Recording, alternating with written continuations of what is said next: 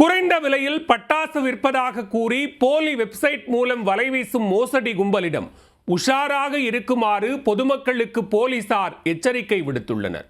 தீபாவளியை டார்கெட் வைத்து தலைவலி கொடுக்கும் நூதன மோசடியின் பின்னணி என்ன? தீபாவளி பண்டிகை நெருங்கும் சமயத்தில் தீபாவளியின் முக்கிய ஹீரோவான பட்டாசை வைத்து பணம் பார்க்கும் மோசடி கும்பல் தலையெடுத்துள்ளதாக தெரிய வந்துள்ளது. 10க்கு 10 ரூம் எடுத்து 100க்கு மேற்பட்ட சிம் கார்டுகளுடன் குறைந்த விலையில் தீபாவளி பட்டாசு விற்பதாக கூறி போலி வெப்சைட்டுடன் களத்தில் இறங்கிவிட்டனர்.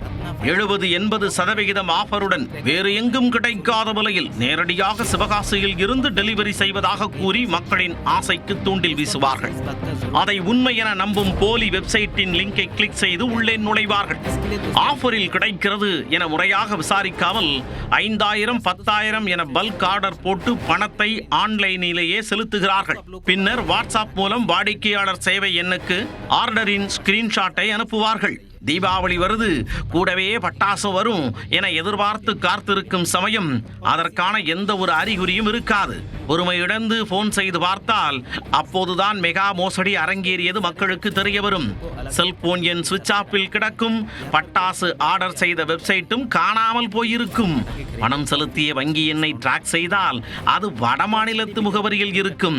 இப்படி போலி வெப்சைட் மூலம் பட்டாசு பாதி விலைக்கு விற்பதாக கூறி பல லட்சம் ரூபாயை சுருட்டி இருப்பதாக சந்தேகம் எழுந்துள்ளது.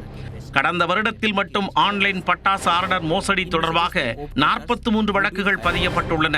இந்த வருடமும் அது சலசலப்பை ஏற்படுத்தக்கூடும். பட்டாசு விற்பனை என போலி வெப்சைட்டை நம்பி பொதுமக்கள் பணத்தை பறிகொடுக்க வேண்டாம் என போலீசார் எச்சரித்துள்ளனர்.